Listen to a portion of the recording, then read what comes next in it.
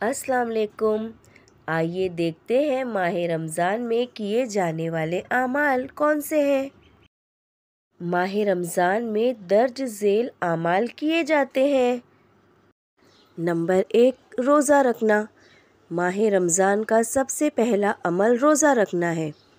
روزے کے معنی کسی چیز سے خود کو روکے رکھنا، یعنی مخصوص وقت میں مخصوص چیزوں سے مخصوص شرائط کے ساتھ رکے رہنے کا نام روزہ ہے۔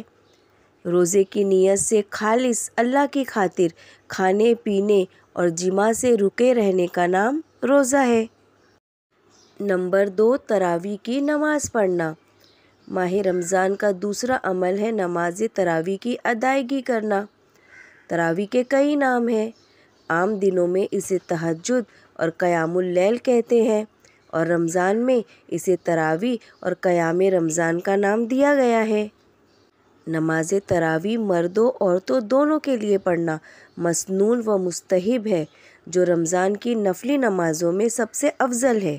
نمبر 3، قرآن مجید کی تلاوت کرنا۔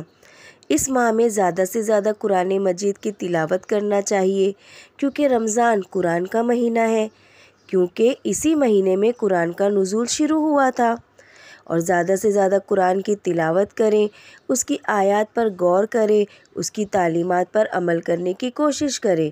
رسول اللہ صلی اللہ علیہ وسلم کا معمول تھا کہ ماہ رمضان میں کثرت سے تلاوت کرتے تھے، اور حضرت جبرائیل بھی رمضان المبارک میں آپ صلی اللہ علیہ وسلم کے ساتھ قرآن کا ورد کرتے تھے۔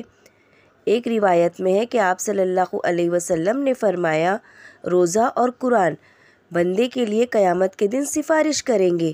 روزہ کہے گا میں نے اسے دن میں کھانے پینے سے روکا، اور قرآن کہے گا میں نے اسے رات میں سونے سے روکے رکھا۔ نمبر 4، شب قدر کو تلاش کرنا۔ ماہ رمضان کا ایک عمل شب قدر کو تلاش کرنا بھی ہے۔ ماہ رمضان تو سراپائے رحمتوں، مغفرتوں اور برکتوں کا مہینہ ہے ہی، لیکن اس کا آخری عشرہ یعنی آخری کے 10 دن اپنے اعتبار سے کہیں اور ہی زیادہ اہمیت کے حامل ہیں۔ قدر کا نام سے ہی ہمیں پتہ چلتا ہے کہ قدر والی رات یعنی یہ کتنی اہم رات ہوگی۔ قدر کے معنی قدر و منزلت کے ہیں۔ اس رات کا نام اسی لیے رکھا گیا ہے کہ اللہ کے نزدیک اس رات کی بڑی عظمت اور شرف ہے، جیسا کہ ارشاد ربانی ہے، لیلۃ القدر خیر من الف شہر، یعنی شب قدر 1000 مہینوں سے بہتر ہے، یعنی اس میں اگر عبادت کی جائے تو اس کی ایک رات کی عبادت 1000 مہینوں کی عبادت سے بہتر ہے۔ نمبر 5، اعتکاف کرنا۔ ماہ رمضان کا ایک عمل اعتکاف کرنا بھی ہے۔ اعتکاف کے لغوی معنی ٹھہرنے، کسی چیز کو اپنے لیے لازم کرنے اور اس پر اپنے آپ کو روکے رکھنے کے ہیں۔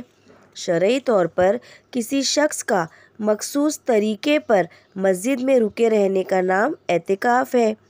اعتکاف سنت موقدہ ہے، کیونکہ آپ صلی اللہ علیہ وسلم ہر سال رمضان کے آخری عشرے میں اعتکاف فرمایا کرتے تھے۔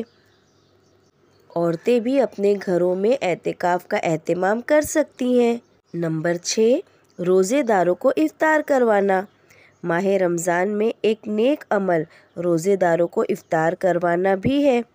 اس کی اہمیت کو اجاگر کرتے ہوئے نبی پاک صلی اللہ علیہ وسلم نے فرمایا، جس نے کسی روزے دار کو افطار کروایا اسے بھی اس کے اجر کے مثل اجر ملے گا، روزے دار کے اجر میں سے کچھ بھی کم نہ کیا جائے گا، یعنی افطار کرانے والے کو بھی روزے دار کے جتنا ثواب دیا جائے گا۔ نمبر 7، ماہ رمضان میں عمرہ کرنا۔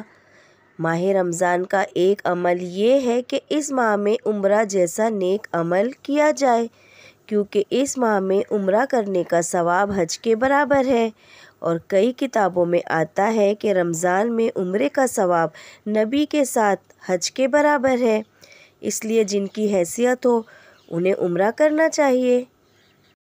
نمبر 8، زیادہ سے زیادہ صدقہ اور خیرات کرنا۔